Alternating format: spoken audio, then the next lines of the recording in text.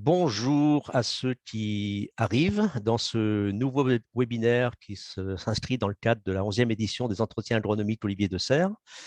Et nous allons poursuivre notre itinéraire d'analyse des impacts, des enjeux des impacts de transition sur l'agriculture et sur les activités d'agronome. Et aujourd'hui, nous allons parler de la transition numérique.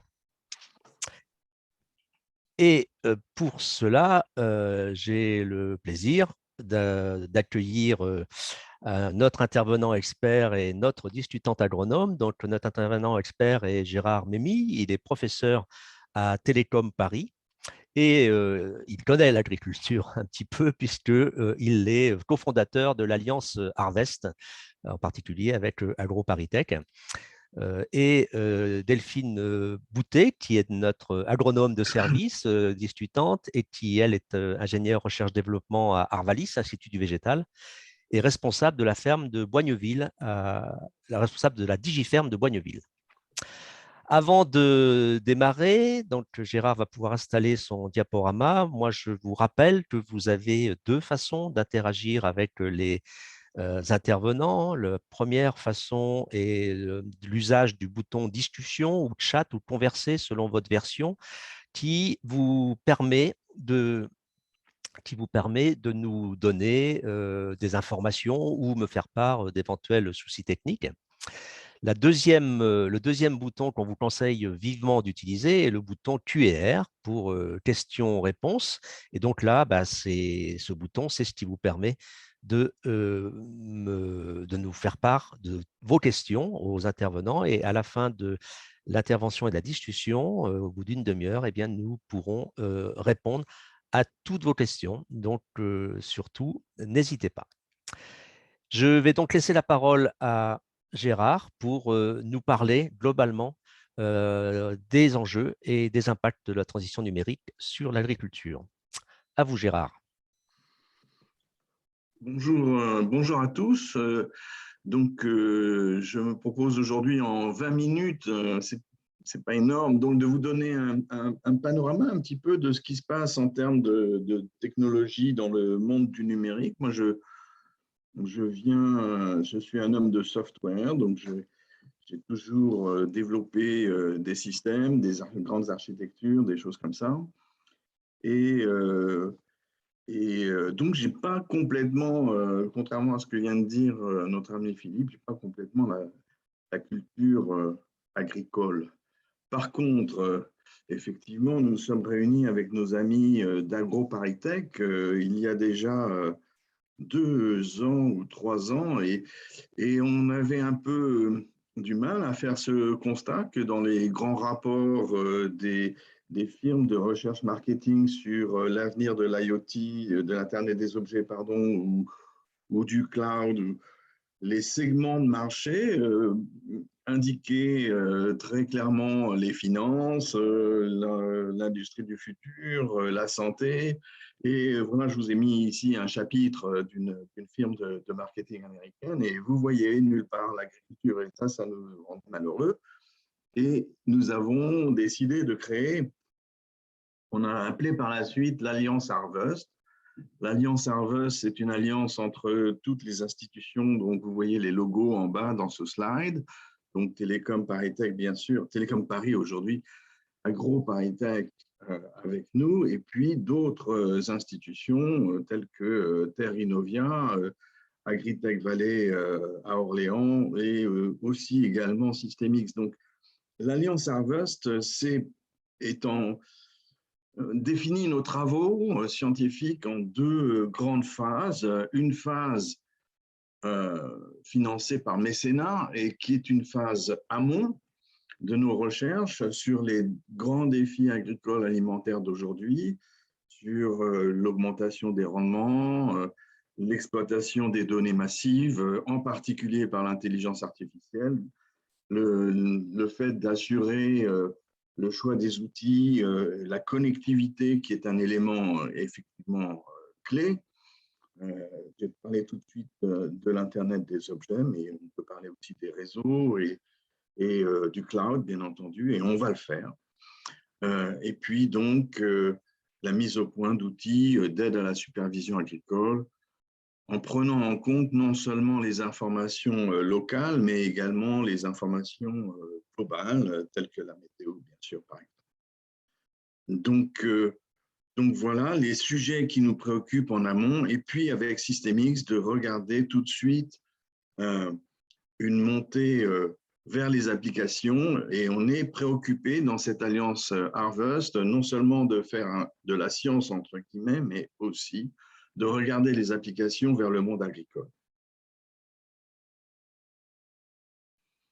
En fait, on parle beaucoup de transition numérique, mais cette transition numérique, elle est possible parce que la technologie bouge aujourd'hui, elle bouge de façon extrêmement rapide, et il est difficile, même comme pour quelqu'un comme moi, de suivre tout ce qui se passe.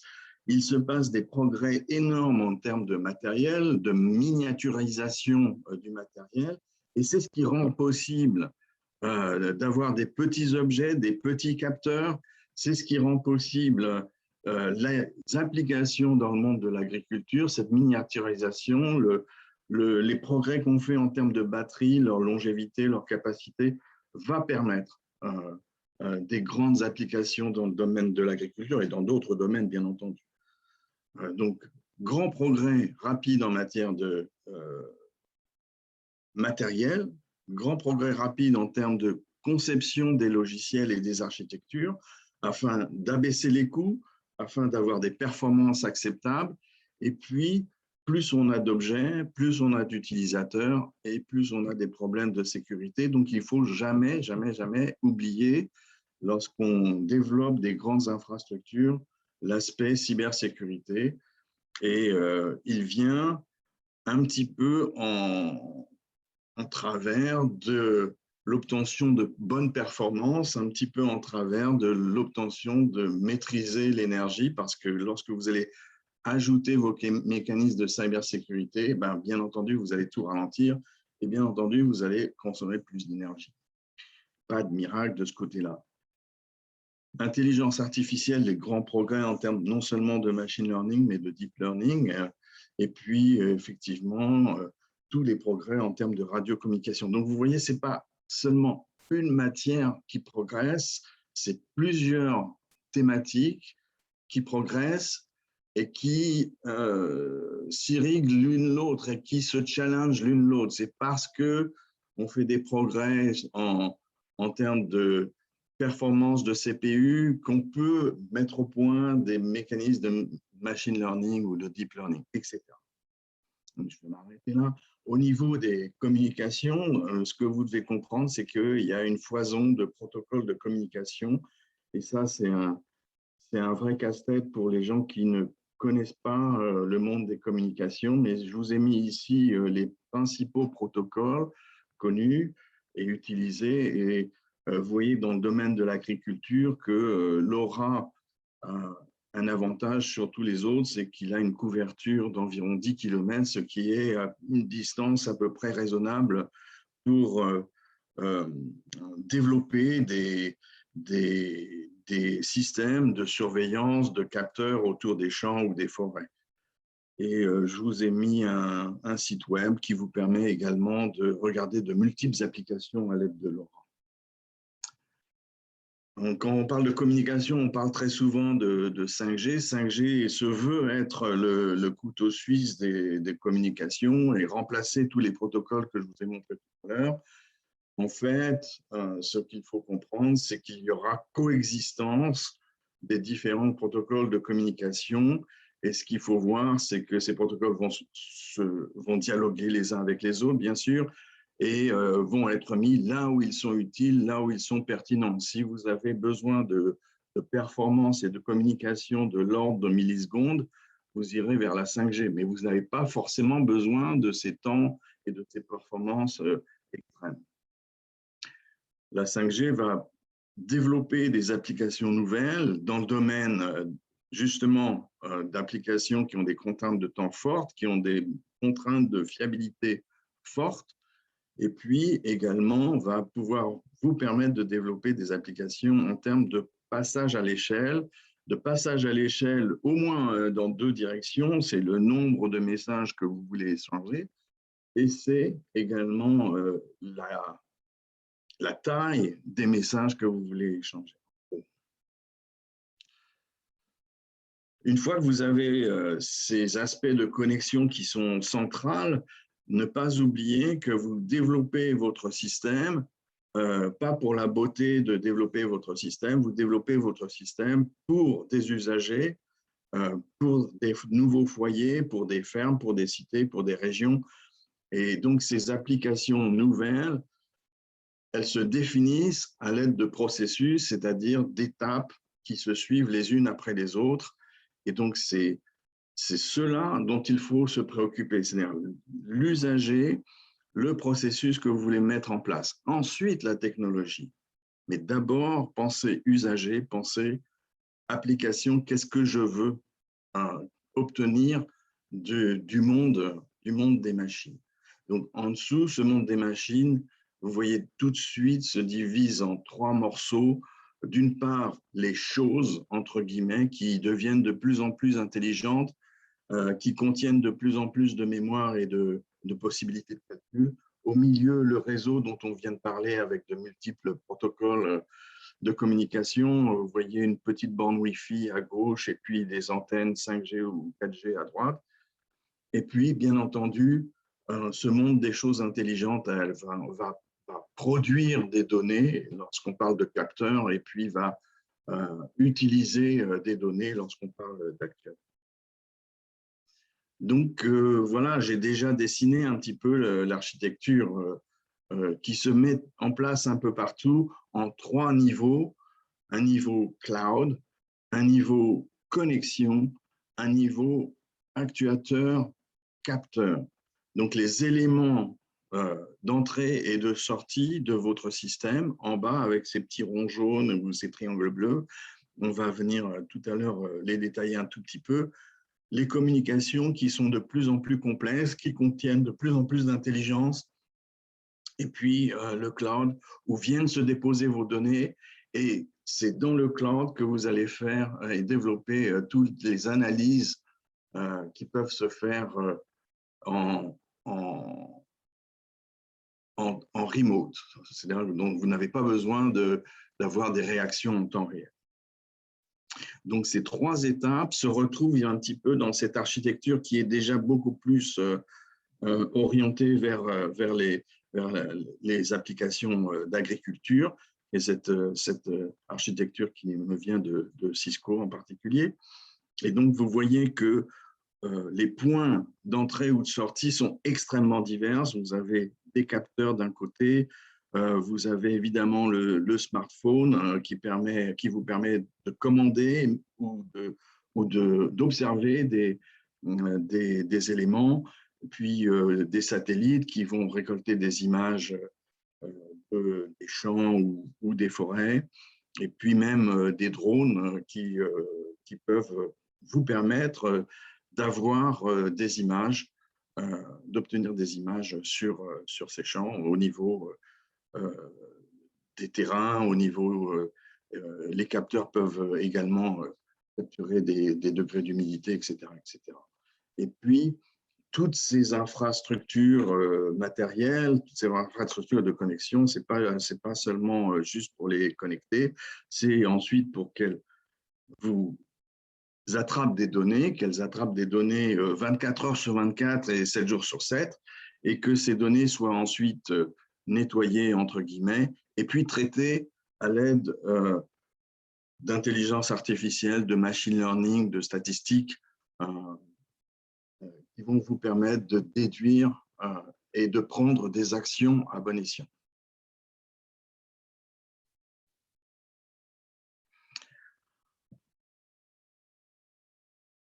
Donc, au niveau du logiciel, vous avez ces algorithmes d'intelligence artificielle, mais ne pas oublier que tout ce système doit être protégé par des éléments de cybersécurité et ne pas oublier cette grande tendance de distribution des données et des calculs.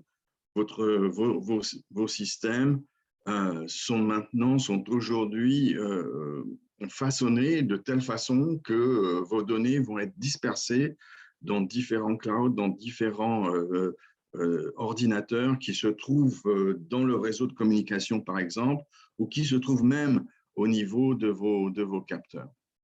Donc, intelligence artificielle, protection et détection des attaques par des éléments de cybersécurité, et puis distributivité du calcul, dispersion du calcul et décentralisation des décisions. Donc voilà les trois grands éléments au niveau des architectures. Les trois grands éléments au niveau de l'infrastructure, c'est donc la couche capteur, la couche réseau, la couche cloud. Au niveau software, la couche cyber, la couche IA, la distribution et la décentralisation. Donc, vous avez six domaines à maîtriser pour avoir un grand système qui va supporter vos applications. En termes de décentralisation,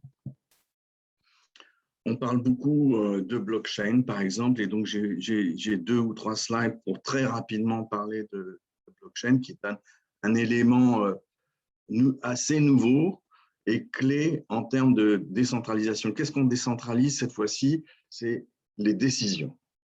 On a décentralisé de la mémoire, on a décentralisé du calcul, et on va maintenant jusqu'à l'ultime décentralisation, c'est celle des décisions. Donc, la promesse de la blockchain, c'est d'offrir à la fois une grande visibilité, de la confiance et du consensus dans un monde sans confiance. Donc, la blockchain va être intéressante que lorsque vous avez plusieurs participants qui se méfient, c'est beaucoup dire, mais qui n'ont pas forcément confiance l'un dans l'autre et qui forment ensemble, qui s'allient ensemble pour développer un processus dont j'ai parlé tout à l'heure au service usager. Toujours penser, c'est au service d'usager. Et donc, la blockchain n'est intéressante qu'à partir du moment où vous avez une collection d'individus qui sont indépendants les uns des autres, qui ne veulent pas que la décision soit centralisée par quelqu'un qui aurait trop de pouvoir à ce moment-là, et donc et qui ne se font pas forcément confiance les uns les autres.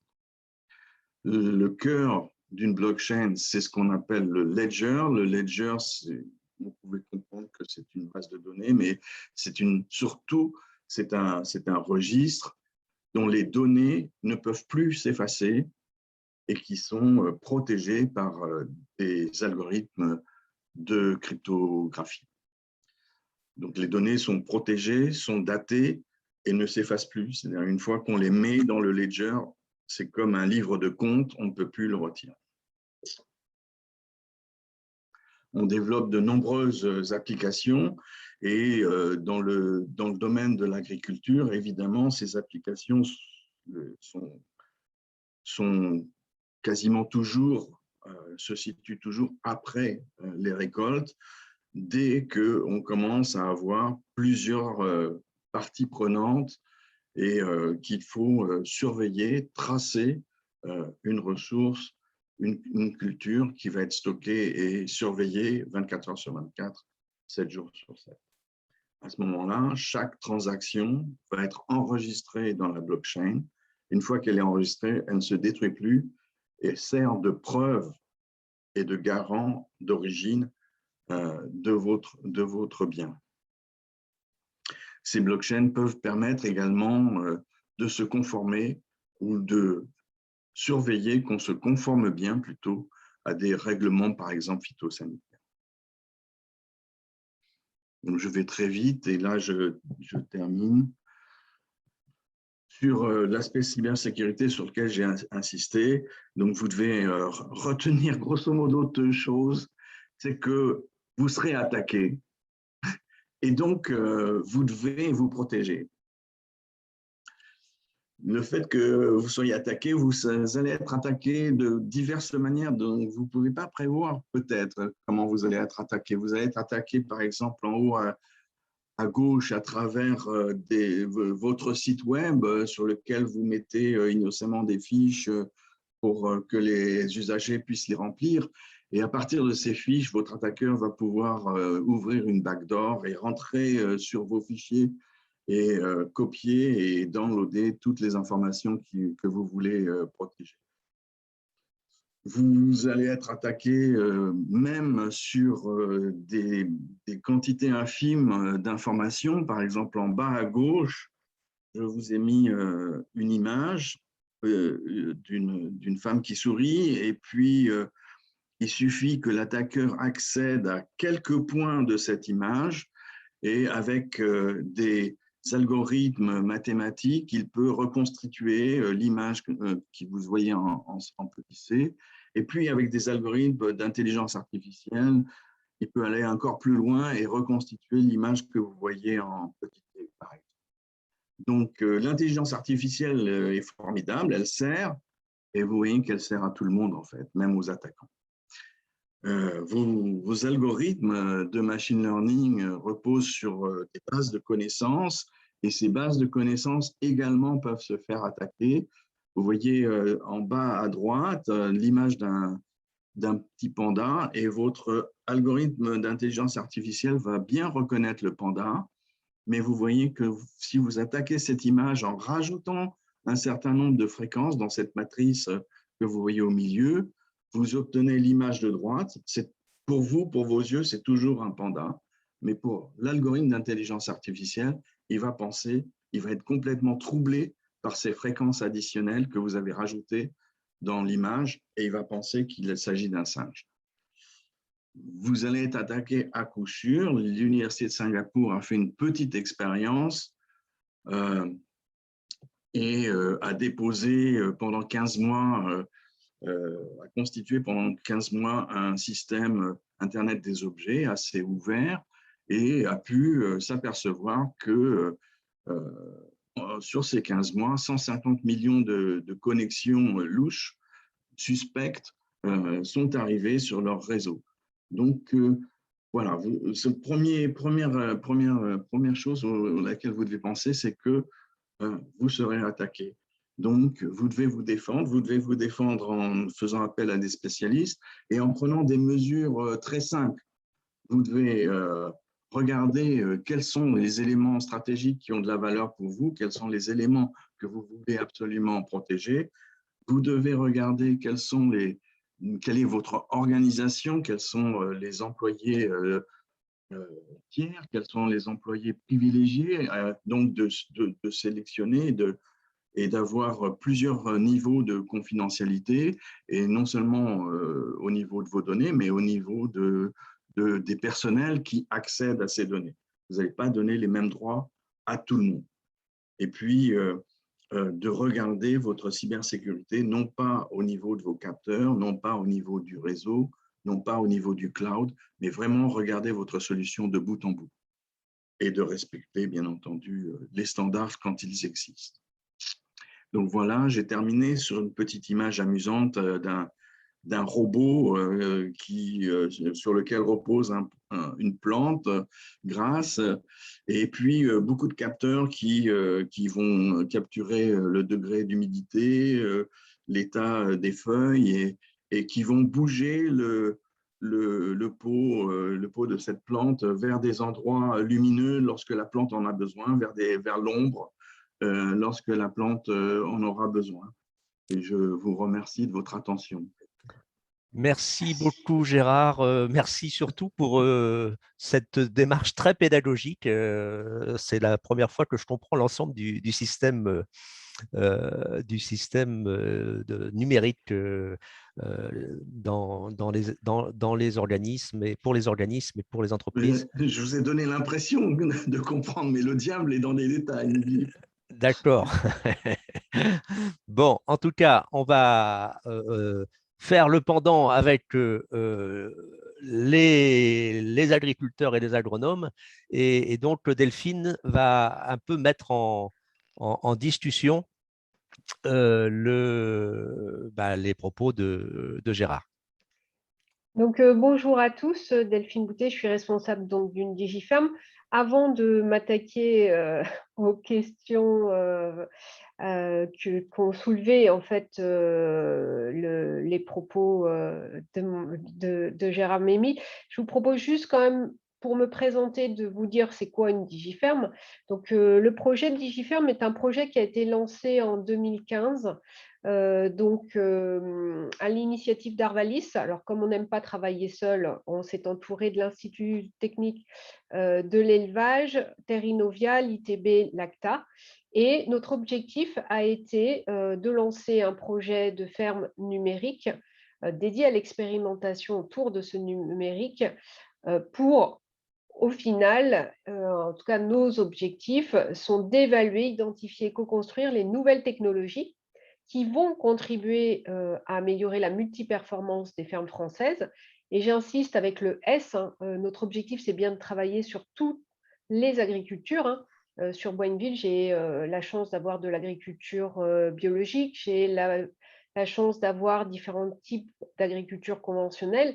Et mon objectif, c'est bien de regarder à travers ces technologies du numérique, avec une définition assez large, ce que ces technologies vont pouvoir apporter aujourd'hui et demain. Alors, pourquoi on veut améliorer la multiperformance de ces exploitations et pourquoi on imagine que le numérique va nous aider? C'est notamment parce qu'on espère que le numérique nous permette d'être plus réactifs dans un contexte très, très, très variable. On parle de changement climatique, on parle de prix, on parle de réglementation. Alors, dans cette aventure, nous ont rejoint 13 fermes, 12 fermes, si je compte Boinville. L'avantage de centraliser toutes ces forces autour de ce projet, c'est d'avoir aussi des contextes pédoclimatiques différents, c'est d'avoir aussi des cultures, des orientations agricoles différentes. Et donc, aujourd'hui, vous allez retrouver des grandes cultures, de l'élevage, de la vigne et, je l'espère très prochainement, du maraîchage et de l'arbon. Alors, quand Gérard Mémy m'a dit « je vais parler de cybersécurité, de blockchain, de 5G », en tant qu'agronome, j'ai fait « oh là là, ça va être difficile de passer après lui ». Donc, je me suis posé la question, Non, j'espère que non quand même. qu'est-ce que finalement la cybersécurité pour un agronome ou pour un agriculteur? Alors, pour un agronome, honnêtement, c'est quelque chose d'assez obscur, qui généralement se traduit par des mails du service informatique en disant « attention, ne cliquez pas n'importe où, n'adhérez pas à tout ce qu'on vous envoie ». Donc, pour l'agronome en tant que tel, notamment quand on est au sein d'un organisme agricole, ça reste une notion obscure et la cybersécurité, c'est plutôt du domaine de votre responsable informatique. Pour un agriculteur, c'est un entrepreneur individuel ou ils sont plusieurs, mais ça reste quand même une petite entreprise. Et donc, les risques encourus sont celles d'une entreprise classique. J'insisterai peut-être sur 2 points de vigilance qui sont, sur lesquels il faut se poser 2-3 questions quand même par rapport à cette cybersécurité. C'est tout ce qui va être en lien avec les ateliers de production avec de l'automatisation. Alors, je vous ai mis notamment sur cette diapo un lien vers un article canadien qui imaginait le scénario d'un poulailler qui était attaqué et l'agriculteur se voyait demander une rançon contre le chauffage du poulailler. Donc, en France, ça peut paraître un peu bizarre, mais au Canada, ça peut faire mourir une nuit des poules. Donc, l'agriculteur, là, pour le coup, devait payer une rançon pour récupérer juste son chauffage. Donc, aujourd'hui, c'est vrai que on a un certain nombre d'ateliers qui ont ces automatismes. En grande culture, qui sont aujourd'hui les cultures dont je m'occupe, il faudra effectivement être très attentif à tout ce qui est robots, tracteurs autonomes, qui auront effectivement la possibilité d'être piratés à distance. Et donc, il faudra à ce moment-là être très vigilant quant à la sécurisation justement de ces outils-là. Bon alors, avant que ça arrive, on a un petit peu de temps, notamment parce qu'il y a des réglementations par rapport aux véhicules autonomes dans nos champs qui sont à surmonter avant ceci. Mais bon, il faudra rester très vigilant par rapport à ça. Le piratage des données de production, aujourd'hui, effectivement, interpelle. Ayez en tête que le cours des matières premières, et on le voit bien sur les céréales, hein, sont quand même beaucoup influencés par de la spéculation au niveau mondial et que, demain, si toutes nos moissonneuses-batteuses, ont des capteurs, de rendement, alors c'est déjà le cas, mais également des capteurs de qualité, hein, on peut imaginer technologiques, sanitaires et que toutes ces données-là, finalement, remontent quelque part, sont alors de façon consentie ou pas. Elles peuvent, si elles sont divulguées, voire falsifiées, entraîner des modifications des cours. Et aujourd'hui, on est, très, très dépendant de ces cours, hein. On peut gagner très, très bien sa vie comme on peut être sur une très mauvaise année, juste, parce qu'il y a eu, plus ou moins d'influence du climat, de la spéculation sur les cours des matières premières. Donc oui, ça, il faudra effectivement, qu'on soit vigilant, mais à la limite, c'est une vigilance du monde agricole, plus que de l'agriculteur seul. Blockchain, alors pour tout ce qui est blockchain, par rapport à ce qui vous a été, présenté, je me suis posé la question, pour un agronome finalement, quel est l'intérêt de cette technologie, de transmission et de stockage de l'information? Bah, finalement, quand on est producteur de données, je fais de la recherche, mes techniciens et moi, on a des essais, on récupère des données d'essais, on a des bases internes. Là, ça relève plus pour moi du côté cybersécurité. Par contre, je travaille en partenariat avec d'autres organismes agricoles, ou d'autres, organismes de la recherche. C'est vrai que là, ben, on peut se poser la question, mais si mes bases de données sont considérées comme des bases de données non sensibles, bah, pourquoi passer par ce processus, de blockchain, sachant que dans un partenariat de recherche, on a des conventions qui, justement, définissent les propriétés et les utilisations. Il faut avoir en tête que la blockchain, ça a un coût économique, hein, pour les organismes, c'est un coût aussi environnemental puisqu'on a besoin de plusieurs serveurs. Donc aujourd'hui, pour l'agronome, je dirais que ça commence à devenir intéressant quand on veut sécuriser des bases avec des enjeux commerciaux. Quand on est utilisateur de données externes, par contre, la blockchain semble pour le coup plus intéressante, notamment pour s'assurer des consentements d'agriculteurs. Parce qu'effectivement, on va utiliser, analyser des données qui ne nous appartiennent pas. Il faut être sûr dans ces cas-là que, les agriculteurs, soient consentants pour que, nous, en tant qu'institut de recherche, par exemple, on puisse les utiliser. Alors ça, c'est quelque chose qui a notamment été travaillé dans le CASDAR Multipass, qui a réuni, pas mal de partenaires et justement, ils ont travaillé sur, cette chaîne de confiance à travers, une utilisation, de blockchain. Et puis, comme l'a dit Gérard Mémy, ce que nous, on voit, avant tout, c'est quand on est, pour un agriculteur fournisseur de données de matière sur la matière première, hein, quelle culture, où est-ce qu'elle a été cultivée, à quelle, charte de qualité elle a répondu. Tout ça, effectivement, bah, quand vous allez l'envoyer dans une blockchain, vous garantit que c'est non falsifiable et que grosso modo, si vous avez produit du blé conventionnel, il ne se transforme pas en blé bio, au milieu de la chaîne. Donc il y a une très belle étude, je vous ai mis le lien sur, agrotic.org, qui justement, fait le point sur la blockchain et son intérêt par rapport à des applications agricoles. Et puis pour finir, la 5G, et alors là, je me suis dit: «La 5G, alors déjà que j'ai pas le réseau sur toutes mes parcelles, est-ce que ça va vraiment changer ma vie?» Donc déjà, je pense que la première, je dirais le grand obstacle, à surmonter en milieu agricole, c'est, les zones blanches et pourtant je suis au sud de l'Île-de-France, donc pas loin de Paris, mais je suis, dans certaines parcelles en zone blanche. Donc c'est déjà ça, aujourd'hui, je pense à surmonter avant de parler de 5G, en milieu agricole. Après, c'est vrai que les objets aujourd'hui qui sont utilisés, par les agriculteurs et les techniciens au quotidien, c'est des objets qui, type, station connectée, sonde tensiométrique pour suivre, je dirais l'état hydrique des sols. Tout ça aujourd'hui, ben, on utilise des réseaux bas débit. Et alors, réseau bas débit, retenez pour ceux qui n'y connaissent rien, en tout cas c'est comme ça que je fais, c'est que ça coûte pas cher et que c'est peu coûteux en énergie. Donc ça intéresse tout le monde, notamment les agriculteurs. Pour tout ce qui est pièges connectés avec capteurs optiques ou des dispositifs de suivi d'irrigation, Aujourd'hui, on sait qu'on a besoin de passer par de la 3G, demain de la 4G.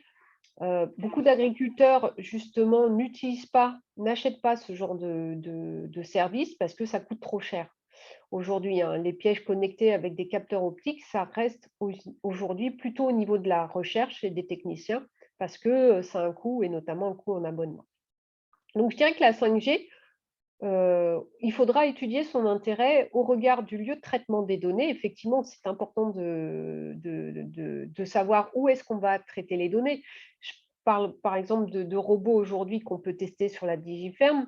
Eh ben, les données sont traitées à l'heure actuelle directement sur le robot. Effectivement, Gérard Mémy a évoqué un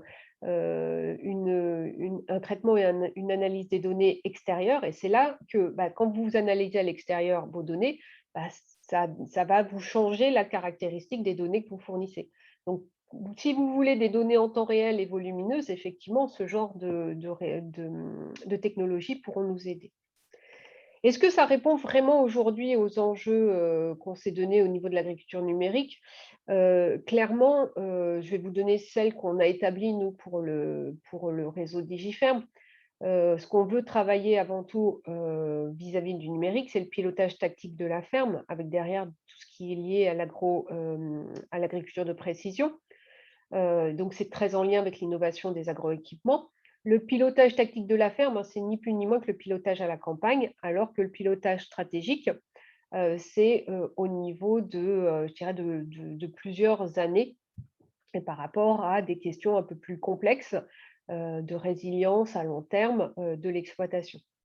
Et puis, on travaille également sur produire des datas, les valoriser. En 2015, on annonçait le big data agricole. Moi, je l'attends depuis cette période-là, je ne l'ai toujours pas encore vu. Alors, on a travaillé plein de choses, hein. Voici quelques-unes de technologies qu'on a pu aborder. Ça va de piquets connectés, stations météo connectées, hein. Alors, il y a beaucoup de choses qui ne sont pas encore chez les agriculteurs. Aujourd'hui, vous allez surtout trouver des stations météo connectées chez les agriculteurs.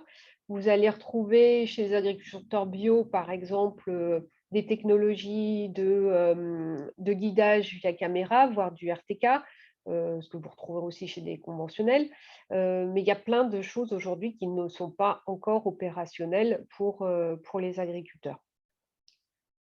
Alors, pourquoi? Parce que on n'a pas encore sorti, on n'a pas réussi à démontrer le bénéfice par rapport à l'investissement de certaines technologies, tout simplement. Donc, pour terminer mes propos, moi, je mettrais que le numérique va pas permettre de relever tous les défis agricoles. Il va y contribuer, hein. Il y aura forcément d'autres leviers à mettre en œuvre. Qu'est-ce qu'on va pouvoir espérer de ce numérique? C'est en R&D. Si on est agronome, mais pas dans le conseil, mais plutôt dans la recherche et notamment dans la sélection variétale, le numérique, grâce à l'utilisation de capteurs, nous permet aujourd'hui de faire du phénotypage haut débit, ce qui était inimaginable il y a quelques années. Et aujourd'hui, ça va nous améliorer la vision de référence, ça va nous permettre d'accélérer, on l'espère, le développement d'innovation. Pour l'agriculteur, on va sur un autre type de technologie, hein, parce que quand on est chez un agriculteur, il faut que ça coûte quand même moins cher que les capteurs qu'on met en place, notamment en recherche. Là, l'objectif, c'est bien d'améliorer le pilotage tactique et stratégique des fermes. Toujours au regard de cette multi-performance pour toutes les agricultures avec un S pour moi. Et puis, le numérique, c'est de la communication. Ça permet aussi d'améliorer l'échange des savoirs, alors entre agriculteurs, entre recherche, conseillers et agriculteurs. Et c'est là peut-être que le métier d'agronome a le plus évolué ces dernières années et évoluera demain, parce qu'on aura besoin de communiquer sur plein de voies différentes. Mais je l'espère, et ça c'est mon souhait le plus fort, toujours en restant les pieds dans les bottes, parce que si nous, agronomes, on se déconnecte du terrain, on se déconnectera de tout et on verra pas, on n'aura plus assez de recul pour voir si la technologie qu'on nous propose, elle a un intérêt réel pour l'agriculteur et l'agriculture. Je ne peux pas être plus d'accord. Tant mieux.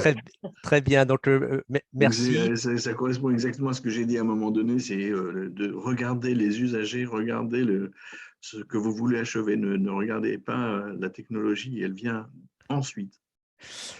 Oui, bon, je pense qu'effectivement, ça rassure parce que Gérard, au début de l'intervention avec cybersécurité, blockchain, on se sentait dans une stratégie du contrôle progressif et une technologisation de l'agriculture qui a d'ailleurs déjà eu des écueils quand on prend l'exemple de l'agrochimie. Et donc, on se dit, est-ce que là encore, à vouloir piloter du vivant avec le numérique, il ne va pas y avoir des conséquences négatives que l'on ne connaît pas encore. Voilà, donc ça reste une question, en tout cas pour les agronomes, c'est une question qui sera importante à traiter. Je vais prendre des questions très intéressantes à toutes. Une question de Laurent sur l'adoption de ces technologies et en particulier ceux qui les portent, peuvent créer une aversion chez les usagers, en particulier chez les agriculteurs, parce que, en fonction de qui les commercialise et de qui les contrôle, avez-vous des éléments qui laissent à penser qu'il y aura une forme de pluralisme dans les modes de conception, les business models, les modalités de protection de la propriété intellectuelle, etc. Ou est-ce qu'il y a une sorte de, comment dire, de modèle unique qui pourrait s'appuyer sur les GAFA essentiellement, par exemple. GAFAM. Non, non, il n'y a pas de modèle unique, heureusement.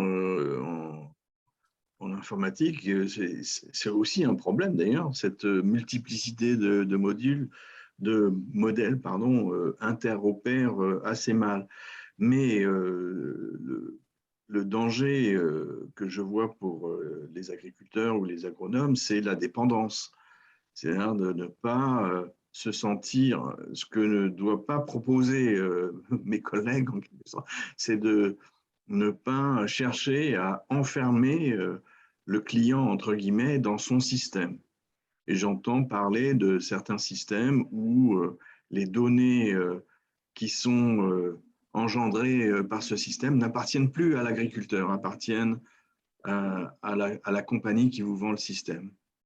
Et donc ça c'est super grave et c'est un point de préoccupation et donc de bien faire attention à ça. C'est un point un peu juridique, pas très technique, mais à qui appartiennent les données? Les données doivent appartenir aux agriculteurs, à mon sens, pour que les agriculteurs se sentent indépendants et ne se sentent pas prisonniers du système qu'ils vont utiliser. Bon, Ça me semble déjà un point important dans cette discussion. Je ne sais pas s'il y a d'autres. Oui, Delphine. Oui, en fait, c'est notamment ce genre de sujets qui ont été abordés dans le CASDAR Multipass. C'est vrai qu'aujourd'hui, un agriculteur doit avoir la possibilité de choisir ou pas que ces données produites soient utilisées et choisissent par qui. C'est pour ça qu'on a Exactement. beaucoup travaillé sur la chaîne de consentement. Et ça me semble effectivement primordial. Alors là, je pense que la chance qu'on a en France, c'est que certains organismes nationaux ont vu le problème assez tôt et qu'aujourd'hui, il y a des démarches justement pour protéger les agriculteurs. Peut-être par rapport à l'enfermement du système, moi je veux rebondir sur ce problème d'interopérabilité qu'on connaît depuis très très longtemps en agriculture, puisque on l'a avec le problème des agroéquipements. Hein. Il est toujours plus facile que de communiquer, que chaque outil communique au sein d'une même marque. Donc il y a des systèmes qui ont essayé d'essayer de régler ce problème-là. Pas tout à fait encore, mais on a aujourd'hui le même problème avec tout ce qui est capteurs, informations. Aujourd'hui, c'est très difficile de faire parler les uns avec les autres dans l'intérêt de l'agriculteur. Je vous donne un exemple aujourd'hui. Si je veux enregistrer mes données de façon automatisée, c'est-à-dire que j'ai un capteur sur mon tracteur qui va reconnaître que je vais faire du labour, que je vais faire du désherbage mécanique, par exemple. Et ben en fait, aujourd'hui, j'ai un logiciel parcellaire pour enregistrer mes pratiques dans le cadre de la traçabilité de mon exploitation. Et ben aujourd'hui, ça ne connecte pas. Donc, il n'y a pas d'intérêt à voir finalement cet enregistrement automatisé. Alors, ce n'est pas aussi simple que ça, hein, je caricature pour aller vite, mais aujourd'hui, il y a un vrai problème. Tout le monde parle d'interopérabilité. Moi, ça fait donc 6 ans que je rencontre des startups. Tout le monde parle d'interopérabilité, même des acteurs un peu plus grands, mais finalement, personne ne le fait parce qu'il y a des enjeux commerciaux derrière. Donc, si on veut que les agriculteurs, parce qu'on trouve que c'est une bonne solution, utilisent ces technologies-là, il faudra déjà collectivement qu'on arrive à surmonter ce problème d'interopérabilité. Si on ne le fait pas, de toute façon, ça ne se développera pas. Voilà, Alors, donc je pense que là, c'est un des gros obstacles à l'adoption, c'est qui possède la donnée, comment elle peut interopérer avec d'un outil vers un autre. Et ça, c'est un des gros obstacles. Et l'autre gros obstacle que je vois, c'est les coûts. Mais là, les coûts diminuent chaque année, donc il y a ce qu'on appelle un pricing erosion, comment on dit en France, une érosion des prix dans le domaine du numérique qui est assez formidable et qui va sans doute résoudre bien des questions au niveau économique. alors, il y a attention, il pensait à pas mal de questions, donc essayez de faire un peu plus court dans vos réponses. Il y a une question sur la place du low-tech dans le paysage numérique. Est-ce que, en même temps qu'il y a toutes les infrastructures qui se développent, est-ce qu'il y a aussi des réflexions sur des usages justement en agriculture qui permettraient d'être peu chers et puis beaucoup permettant l'autonomie des agriculteurs par une meilleure maîtrise des technologies qui seraient moins complexes? Vous avez des réponses sur ça?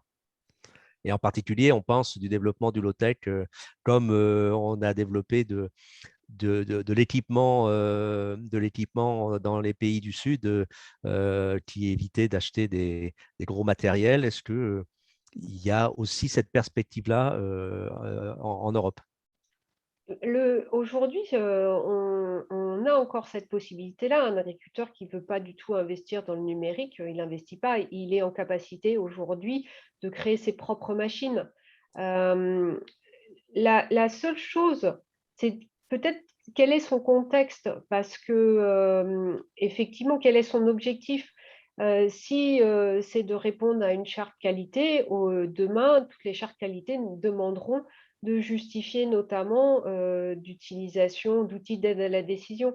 Et ça, les algorithmes développés par la recherche, vous ne les développez pas tout seul dans un champ.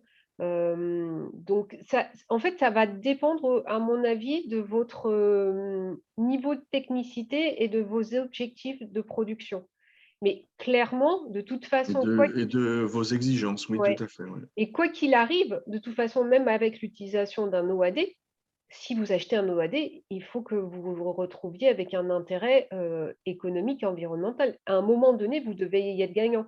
Mais il n'y aura pas plus qu'une seule voie. Pour moi, il y aura plusieurs voies. Et donc, celui qui ne veut pas passer par le numérique et qui veut faire ses propres machines, il y arrivera, mais il ne répondra pas tout à fait aux mêmes objectifs.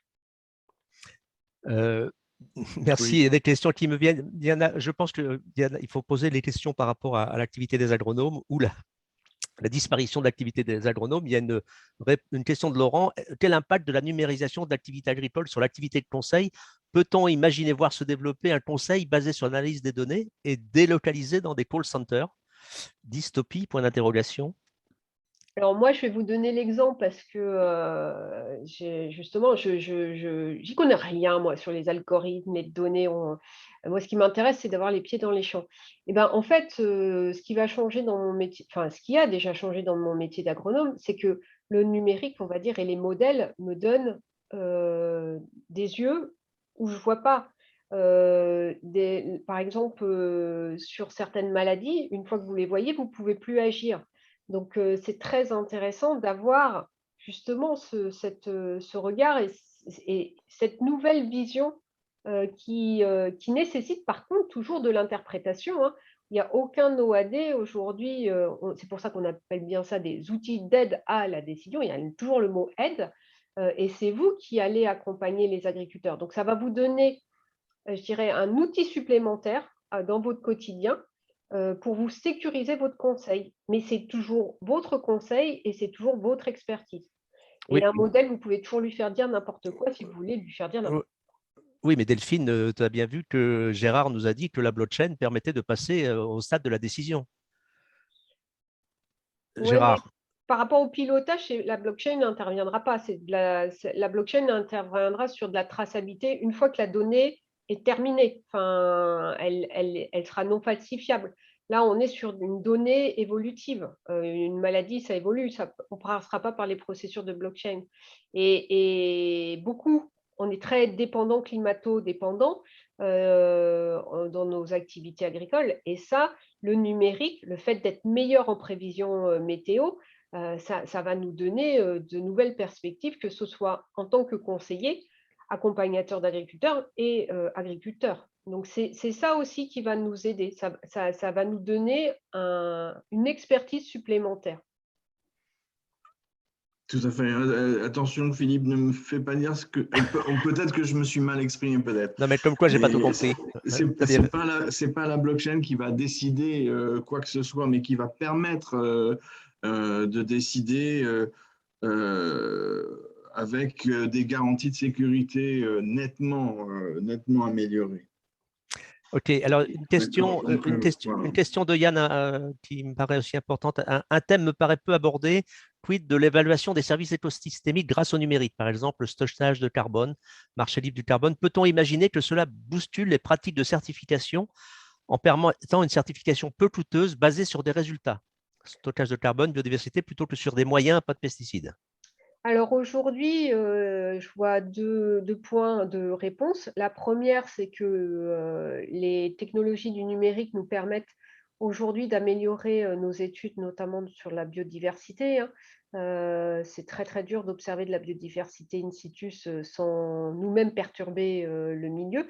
Donc aujourd'hui, je sais qu'il y a des projets de recherche avec le développement de capteurs pour mieux comprendre le fonctionnement de cette biodiversité. Donc ça, d'un point de vue R&D, ça va vraiment nous permettre, j'espère, d'avancer plus vite. Et pour tout ce qui est stockage de carbone, aujourd'hui, on va avoir des références terrain et effectivement des possibilités de calcul plus rapides. Alors, je sais qu'il y a déjà beaucoup d'organismes qui se sont organisés pour proposer des modèles de calcul de stockage de carbone, quelle que soit l'orientation des exploitations.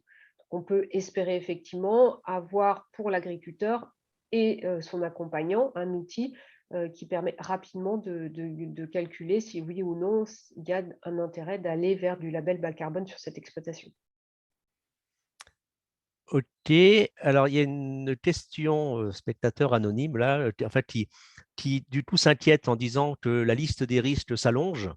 Et donc, on peut parler des performances économiques, techniques, mais les impacts sociaux. Les médecins du travail ont déjà observé des dégâts sur des personnels dépossédés de leurs initiatives de décision. Et donc, est-ce qu'il ne faudra pas préparer des formations détox pour agri et agro par rapport au numérique? Et quelque part, est-ce que le développement rapide du numérique ne risque pas d'entraîner à la fois des problèmes chez les travailleurs, comme on l'a vu avec d'autres techniques, et puis est-ce que sur les consommateurs, est-ce qu'on risque pas d'avoir une demande de produits alimentaires n'utilisant pas de technologie, comme on peut le voir aujourd'hui on a eu l'agriculture biologique, est-ce qu'il y aura de l'agriculture vivante qui ne prendra pas en compte les technologies numériques, par exemple? Alors moi, je veux bien répondre par rapport à l'expérience que j'ai. Aujourd'hui, j'ai deux visions très différentes. Pour l'agriculteur, en tout cas, de mon point de vue et de l'expérience que je vois, ça a été un bénéfice. Pour l'instant, ce numérique vis-à-vis de la communication, ça a permis de rompre l'isolement, ça a permis de créer beaucoup d'émulsions, hein. Je suis sur un groupe WhatsApp d'agriculteurs biologiques, enfin, ça sonne toute la nuit. Donc il y a beaucoup d'émulsions, d'échanges.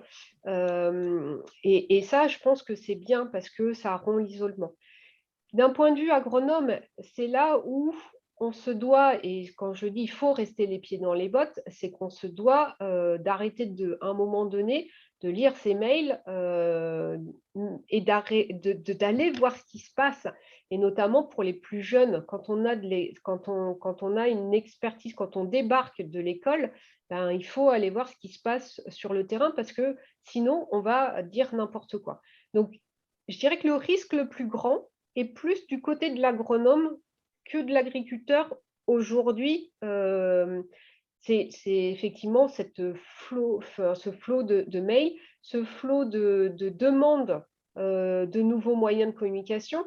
Avant, c'est du terrain. Maintenant, effectivement, il faut faire une vidéo sur Facebook, sur Twitter, sur WhatsApp, sur TikTok, sur Instagram. Enfin, on va dire que le risque est plus, pour moi, centré sur l'agronome, mais c'est à nous de nous autodiscipliner. C'est important que je pense que dans les organismes agricoles, le terrain reste la priorité. Gérard? Je suis tout à fait d'accord. J'aime bien ce que dit Delphine c'est pas. Il ne faut pas craindre qu'un rat des villes comme moi, même, je vais me mettre devant un écran et puis de toutes les manières, tout est organisé. J'ai les algorithmes d'intelligence artificielle, j'ai la blockchain et tout, et j'ai plus besoin de rien faire. Donc j'ai juste besoin d'acheter le terrain et les graines et tout, tout va se mettre en place automatiquement. Non, non, non, non, pas du tout. Donc les capteurs, c'est seulement des yeux et la décision revient au sachant et pas à la machine.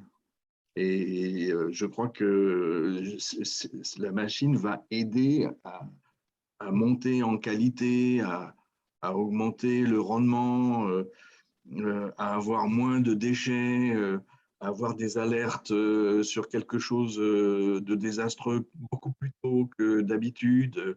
Voilà ce que permet la machine. Mais l'agriculteur reste maître chez lui.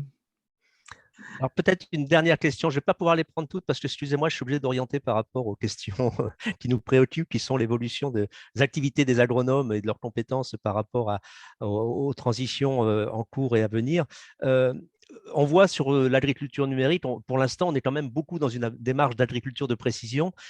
Est-ce que, par exemple, sur tout ce qui est amélioration du fonctionnement des sols, puisqu'on sait qu'aujourd'hui, la microbiologie, il y a tout à apprendre sur le fonctionnement microbiologique des sols et sur l'usage du microbiote des sols pour pouvoir favoriser la fertilité et puis la vitalité des cultures, etc. Est-ce que là, il y a des perspectives en ce moment intéressantes sur ce sujet-là? On a l'impression qu'on est beaucoup dans l'efficience des techniques existantes, mais on a du mal à passer à la substitution. En fait, aujourd'hui, c'est des programmes de recherche très importants, là, justement, qui vont bientôt se finaliser. Donc, il y a vraiment, à mon avis, beaucoup de choses là, qui vont arriver dans l'année à venir, qui seront utilisables par tout un chacun. Mais là, c'est très indépendant du numérique. Le numérique va aider notamment par le développement de capteurs qui nous permettront de suivre plus ce qui se passe sous terre. Donc, c'est plutôt côté R&D aujourd'hui qu'on va bénéficier de ces avancées du numérique pour mieux comprendre le fonctionnement du sol dans sa globalité. Je parle de fertilité des sols et des 3 volets qui font la fertilité des sols. Donc ça, moi je pense c'est surtout côté recherche que on a des choses qui peuvent nous intéresser et nous aider à avancer plus vite. Merci beaucoup. Nous sommes obligés d'arrêter. Merci beaucoup. C'était passionnant encore à nouveau ce webinaire. Je rappelle qu'on poursuivra la semaine prochaine et dans 2 semaines sur les transitions énergétiques la semaine prochaine et transitions écologiques, qui est celle que les agronomes connaissent le plus pour l'instant, donc la semaine suivante. Un grand merci à vous, Delphine et Gérard. Et évidemment, cette vidéo sera en replay. Faites-la connaître. Je pense que tous les agronomes et tous les agriculteurs auraient intérêt à visionner cette vidéo en replay. Bonne Merci semaine, beaucoup. enfin bon week-end et Bon week-end. à bientôt, à la semaine prochaine pour ceux qui reviennent. Au revoir. Au revoir. Au revoir.